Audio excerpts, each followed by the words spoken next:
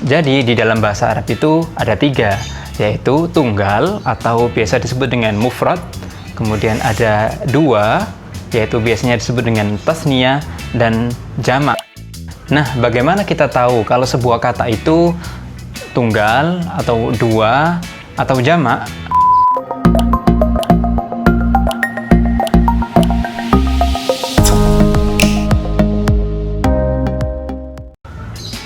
Oke syabab, ahlan wa sahlan wa marhaban. Bersama saya Cak Farouk di Dars Arabi, belajar bahasa Arab sambil santai. Oke syabab, masih tentang ciri khas atau karakter bahasa Arab. Selain jenis kelamin kata, termasuk yang perlu kita pahami di awal-awal kita belajar tata bahasa Arab adalah tentang jumlah kata. Nah, kenapa perlu? Ya, biar nantinya kita bisa memahami atau membuat ungkapan dalam bahasa Arab dengan benar. Oke, kembali ke jumlah kata dalam bahasa Arab.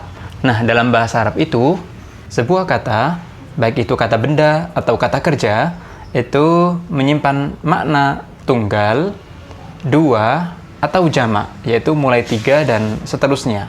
Nah, for your information ya syabab, di dalam bahasa Arab, dua itu belum jamak loh, ya. Dua itu belum jamak. Disebut jamak itu mulai tiga dan ke atas. Nah, ini yang membedakan antara bahasa Arab dengan bahasa Inggris. Kalau di bahasa Inggris itu kan ada kata tunggal, kemudian jamak atau plural itu kan dimulai dari dua dan seterusnya. Jadi di dalam bahasa Arab itu ada tiga, yaitu tunggal atau biasa disebut dengan mufrad, kemudian ada dua, yaitu biasanya disebut dengan tasniyah, dan jamak. Jamak itu mulai tiga dan ke atas. Tapi di video singkat ini Ane mau bahas bentuk tunggal dan bentuk dua dulu ya, biar nggak panjang-panjang dan tetap santai. Terus sisanya kita lanjutkan di video berikutnya. Nah, bagaimana kita tahu kalau sebuah kata itu tunggal atau dua atau jamak? Ya, caranya ya bisa kita lihat lewat bentuk atau maknanya. Masih ingat kan? Kalau mengenal kata dalam bahasa Arab itu bisa dari bentuknya dan maknanya. Kalau tunggal, ya maknanya satu orang atau satu barang, nggak lebih.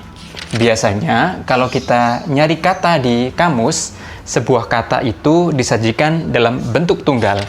Kecuali kalau kamus itu khusus untuk mencari jamak loh ya. Ya, disajikan tunggal dan ada jamaknya. Misalnya kita cari kata di kamus ya. Misalnya kita cari kata buku. Dalam kamus akan muncul kata kitab. Nah, kitab ini bentuknya tunggal. Maknanya ya buku satu atau sebuah buku. Bukan dua buku, juga bukan beberapa atau banyak buku. Oke, kita lanjut coba kata yang lain. Kata rumah. Kita akan temukan dalam kamus bait. Nah, ini artinya sebuah rumah atau satu rumah. Mobil. Kita akan temukan kata sayyarah, satu mobil atau sebuah mobil. Guru. Kita akan temukan kata mudarris atau ustaz. Nah, itu adalah bentuk tunggal, artinya seorang guru atau satu orang guru. Kita cari kata kamar misalnya. Kita akan temukan kata ghurfah atau kata hujrah, itu artinya satu kamar atau sebuah kamar. Nah, ini semua kata ini adalah berbentuk tunggal. Mungkin juga saat kita nyari di kamus, terus ada tanda jim misalnya dalam opsi kata yang muncul di kamus, ya. Nah, setelah tanda jim itu, itulah kata yang dalam bentuk jamak. Bentuk tunggalnya ya sebelum jim itu. Nah, paham? Gampang kan? Nah, kalau urusan pengen tahu atau pengen menguasai banyak kosakata, Ane saranin deh, bukan dengan teknik menghafal.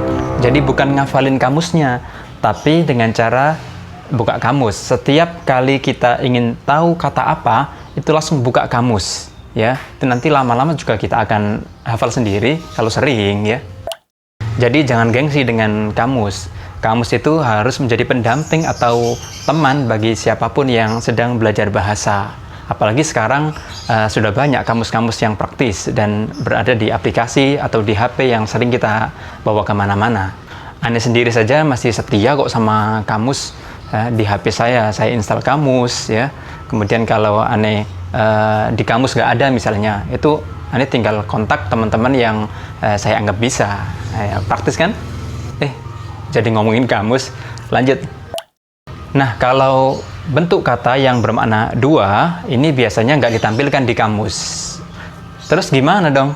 Nah, untuk mendeteksinya, biasanya sebuah kata yang bermakna dua atau disebut tasniyah itu ditandai dengan huruf alif dan nun atau ya dan nun di akhirnya, ya. Atau kalau mau bikin kata yang berbentuk dua atau tasniyah, ya ambil atau cari bentuk tunggalnya, kemudian tinggal nambahi alif nun atau ya dan nun di akhirnya. Contohnya, kata kitab, satu buku. Kalau kita ingin menjadikan dua buku, maka tinggal menambahkan alif dan nun atau ya dan nun di belakangnya. Jadi kata kitab menjadi kitaban atau kitabain.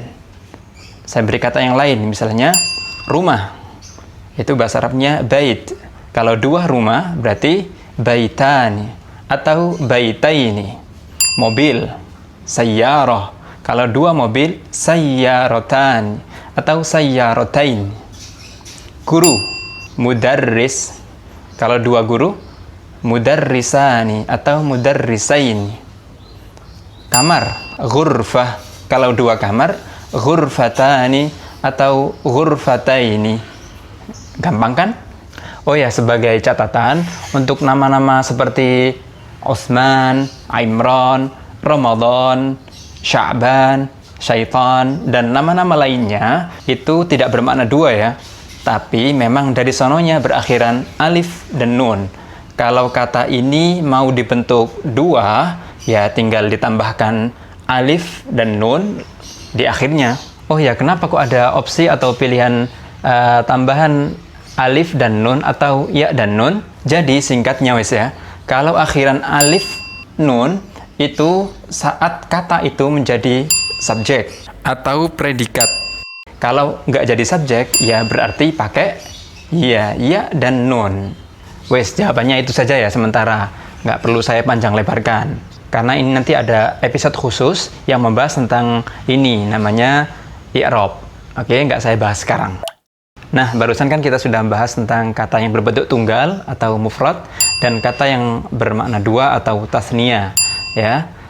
Terus untuk yang jamak, insya Allah ada di video selanjutnya ya. Oh ya, seperti biasa sebelum berakhir, Ana kasih latihan dulu ya untuk ngecek sejauh mana ente paham dengan materi singkat kali ini.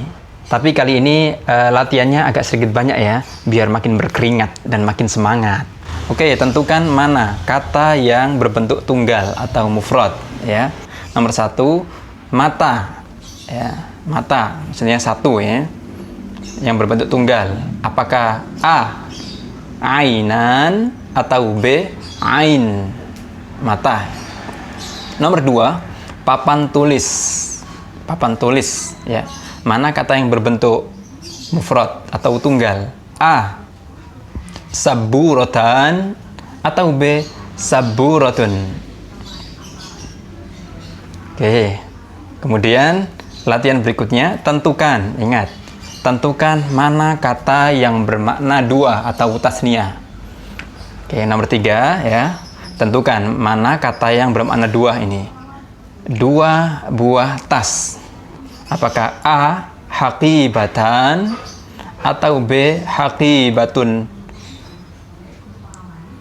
4, dua teman. Apakah A, shadiqan atau B, shadiq? Kemudian berikutnya, apa bentuk tunggal atau mufrad dari kata ini? Ya. Apa bentuk tunggalnya?